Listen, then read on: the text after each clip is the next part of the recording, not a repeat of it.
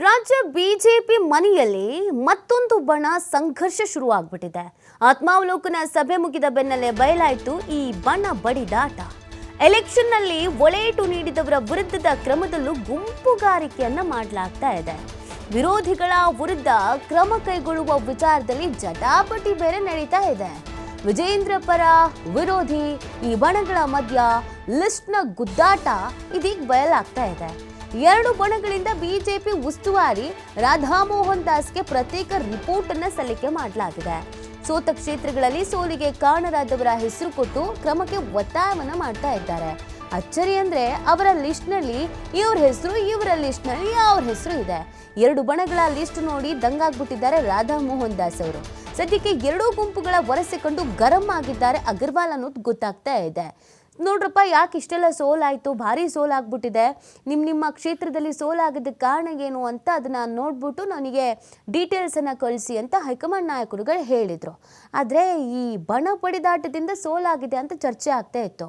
ಈ ಸೋಲಾಗಿರೋದ್ರ ಬಗ್ಗೆಯೂ ಕೂಡ ಅವ್ರು ಮಾಡಿದ್ದಾರೆ ಇವ್ರು ಮಾಡಿದ್ದಾರೆ ಅಂತ ಎರಡೆರಡು ಲಿಸ್ಟ್ ಕಳಿಸಿದ್ದಾರೆ. ಅದು ಕೂಡ ಬಣ ಬಡಿದಾಟವೇ. ಈ ಲಿಸ್ಟನ್ನು ನೋಡ್ತಾ ಇದ್ದ ಹಾಗೆಯೇ ಬಿಜೆಪಿ ರಾಜ್ಯ ಉಸ್ತುವಾರಿ ಫುಲ್ ಗಾಬರಿ ಆಗಿದ್ದಾರೆ, ಜೊತೆ ಗರಮೂ ಆಗಿದ್ದಾರೆ. ರಾಧಾಮೋಹನ್ ದಾಸ್ ಕ್ಲಾಸ್ ತೆಗೆದುಕೊಳ್ಳೋದೊಂದು ಬಾಕಿ ಉಳಿದಿದೆ. BY ವಿಜೇಂದ್ರ ಪರದೊಂದು ಬಣ ಇದೆ, ಅವರ ಆಪೋಸಿಟ್ ಇಂದೊಂದು ಬಣ ಇದೆ. ಸೋಲೋದಕ್ಕೆ ಇವರೇ ಕಾರಣ ಅಂತ ಆ ಗುಂಪಿನಲ್ಲಿರೋ ಹೆಸರನ್ನ ಇವ್ರುಗಳು ಕಳಿಸಿದ್ರೆ, ಸೋಲೋದಕ್ಕೆ ಇವರೇ ಕಾರಣ ಅಂತ ಈ ಗುಂಪಿನಲ್ಲಿರೋರು ಅವ್ರ ಹೆಸರು ಬರೆದು ಕಳಿಸಿದ್ದಾರೆ. ಒಟ್ಟಿನಲ್ಲಿ ಎಲ್ಲರ ಹೆಸರು ಎಲ್ಲ ಬರೆದು ಕಳಿಸ್ದಂಗೆ ಆಗ್ಬಿಟ್ಟಿದೆ. ಅದನ್ನ ನೋಡ್ತಾ ಇದ್ದ ಹಾಗೇನೆ ರಾಧಾಮೋಹನ್ ದಾಸ್ ಅವರು ಗರಂ ಆಗಿದ್ದಾರೆ. ಎಲೆಕ್ಷನಲ್ಲಿ ಸೋಲೋದಕ್ಕೆ ಕಾರಣ ಏನು ಅನ್ನೋದು ಒಂದು ಲೆಕ್ಕಾಚಾರದಲ್ಲಿ ಅವ್ರಿಗೆ ಅರ್ಥ ಆದಂಗೆ ಕಾಣಿಸ್ತಾ ಇದೆ. ಯಾಕಂದರೆ ಬಣ ಇದ್ದಿದ್ದು, ನೆಟ್ಟಿಗೆ ಪ್ರಚಾರ ಮಾಡದೇ ಇದ್ದಿದ್ದು, ಇವ್ರ ತಿಕ್ಕಾಟದಲ್ಲಿ ಸೋತಿದ್ದೀವಿ ಅನ್ನೋದು ಗೊತ್ತಾಗ್ತಾ ಇದೆ. ಈ ಬಗ್ಗೆ ಮತ್ತಷ್ಟು ಮಾಹಿತಿಯನ್ನು ನೀಡ್ತಾರೆ ನಮ್ಮ ಪ್ರತಿನಿಧಿ ರಾಕೇಶ್, ಈ ಸೋಲು ಯಾಕಾಗಿದೆ ಅನ್ನುವಂಥ ವಿಚಾರವನ್ನು ತಿಳಿಸೋ ವಿಚಾರದಲ್ಲೂ ಕೂಡ ಯಾವ ರೀತಿಯಾಗಿ ಬಣ ಬಡಿದಾಟ ಆಗ್ತಾ ಇದೆ ಅಂತ. ನೀತಿ ಬಿಜೆಪಿಯಲ್ಲಿ ಪಕ್ಷ ಲೋಕಸಭಾ ಚುನಾವಣೆಯಲ್ಲಿ ಸೋತ ಬಳಿಕ ಅದರ ಪರಾಮರ್ಶೆ ಕಾರ್ಯವನ್ನು ಮಾಡುವುದಕ್ಕಾಗಿ ವಿಶೇಷ ಸಭೆಯನ್ನು ಕರೆಯಲಾಗಿತ್ತು. ಈ ಸಭೆಯ ಬಳಿಕ ಸೋಲಿನ ಪರಾಮರ್ಶೆ ವಿಚಾರದಲ್ಲಿ ಒಂದಷ್ಟು ವಿಚಾರಗಳು ಹೊರಬಂದವು. ಅಂದ್ರೆ ಪಕ್ಷದಲ್ಲಿ ಒಳ ಏಟುಗಳು, ಪಕ್ಷದ ಒಳಗಿದ್ದವರೇ ವಿರೋಧಿ ಚಟುವಟಿಕೆಗಳು ತೊಡಗಿದ್ದು, ಹಾಗೆ ಇವುಗಳ ವಿಚಾರದಲ್ಲಿ ಕ್ರಮ ಕೈಗೊಳ್ಳಬೇಕು ಅನ್ನುವಂತಹ ಗುರುತರವಾದಂತಹ ಕೂಗು ಪಕ್ಷದ ನಿಷ್ಠಾವಂತರಿಂದ ಎದ್ದಿತ್ತು.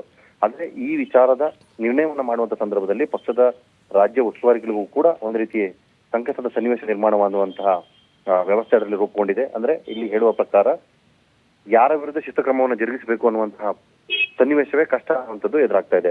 ಒಂದು ಕಡೆ ರಾಜ್ಯಾಧ್ಯಕ್ಷರ ಬಣದವರು ನಮ್ಮ ವಿರೋಧಿ ಬಣದವರ ಹೆಸರನ್ನ ಬರೆದು ಇವರಿಂದ ಪಕ್ಷ ವಿರೋಧಿ ಆಗಿದೆ ಅನ್ನೋಂಥದ್ದು ಹೇಳಿಕೊಟ್ರೆ, ನಿಷ್ಠಾವಂತರ ಬಣದಿಂದ ರಾಜ್ಯಾಧ್ಯಕ್ಷರ ಬಣದ ಮೇಲೆ ಕೈ ತೋರಿಸುವಂತಹ ಪ್ರಕ್ರಿಯೆ ನಡೀತಾ ಇದೆ. ಸೊ ಈ ಹಿನ್ನೆಲೆಯಲ್ಲಿ ರಾಜ್ಯ ಉಸ್ತುವಾರಿ ಹೊತ್ತಿರುವಂತಹ ಅಗರ್ವಾಲ್ ಅವರಿಗೆ ವಿಚಾರವನ್ನ ಯಾವ ರೀತಿ ಸರಿದೂರಿಗೆ ತೆಗೆದುಕೊಂಡು ಹೋಗಬೇಕು ಅಥವಾ ಶಿಸ್ತು ಕ್ರಮವನ್ನು ಜರುಗಿಸುವುದಕ್ಕೆ ಯಾರ ವಿರುದ್ಧ ಸೂಚನೆಯನ್ನು ಕೊಡಬೇಕು ಅನ್ನೋ ವಿಚಾರದಲ್ಲಿ ಕೂಡ ಗೊಂದಲ ಹುಟ್ಟುಕೊಂಡಿದೆ. ಸೊ ಆ ಹಿನ್ನೆಲೆಯಲ್ಲಿ ಅವರು ಮತ್ತೊಮ್ಮೆ ಎಲ್ಲ ನಾಯಕರುಗಳಿಗೂ ತಾಕೀತನ್ನ ಮಾಡಿ ನಿಮ್ಮಲ್ಲೇ ಸಾಮರಸ್ಯವನ್ನು ಮೂಡಿಸಿಕೊಂಡು ಹೋಗಬೇಕು, ಅದರ ಹೊರತಾಗಿ ಬೇರೇನು ಮಾಡ್ಲಿಕ್ಕೆ ಆಗೋದಿಲ್ಲ, ಆ ರೀತಿ ಶಿಸ್ತು ಕ್ರಮ ಜರುಗಿಸಿದ್ರೆ ಪಕ್ಷಕ್ಕೆ ಸಮಸ್ಯೆ ಆಗುತ್ತೆ. ಸೊ ಈ ಹಿನ್ನೆಲೆಯಲ್ಲಿ ನೀವೆಲ್ಲರೂ ಕೂಡ ಪಕ್ಷ ಸಂಘಟನಾ ಕಾರ್ಯದಲ್ಲಿ ತೊಡಗಿಸಿಕೊಳ್ಳುವ ಮುಖಾಂತರ ಈ ನಿಮ್ಮಲ್ಲಿ ಬಂದಿರುವಂತಹ ಆರೋಪದ ವಿಚಾರಗಳನ್ನ ದೂರ ತರಿಸಬೇಕು ಅನ್ನುವಂತಹ ಇನ್ಸ್ಟ್ರಕ್ಷನ್ ಅನ್ನ ಕೊಟ್ಟಿದ್ದಾರೆ. ಹೀಗಾಗಿ ಬಣ ರಾಜಕಾರಣ ಇಲ್ಲ ಅನ್ನುವಂತ ಹೇಳಿಕೆಯಿಂದ ಹೊಸ ಸ್ವರೂಪವನ್ನು ಪಡೆದುಕೊಳ್ಳಲು ಸಿದ್ಧವಾಗ್ತಿರುವಂತಹ ಬಿಜೆಪಿ ಈಗ ಮತ್ತೆ ಅದೇ ವಿಚಾರದಲ್ಲಿ ಎಡವಿ ನಿಲ್ತಾ ಇದೆ. ಎಲ್ಲೂ ಇಲ್ಲ ಅನ್ನುವಂತ ವಿಚಾರದಲ್ಲಿ ಇದ್ರೂ ಕೂಡ ಮತ್ತೆ ಬಣ್ಣ ಒಳಗೊಳಗೆ ಎದ್ದೇಳುತ್ತಿರುವಂತದ್ದು ಪಕ್ಷದ ಬೆಳವಣಿಗೆಗೆ ಸಂಕಷ್ಟಕರ ಸನ್ನಿವೇಶವನ್ನು ನಿರ್ಮಾಣ ಮಾಡ್ತಾ ಇದೆ. ಓಕೆ, ಥ್ಯಾಂಕ್ ಯು ರಾಕೇಶ್, ತಮ್ಮ ಡೀಟೇಲ್ಸ್ಗಾಗಿ.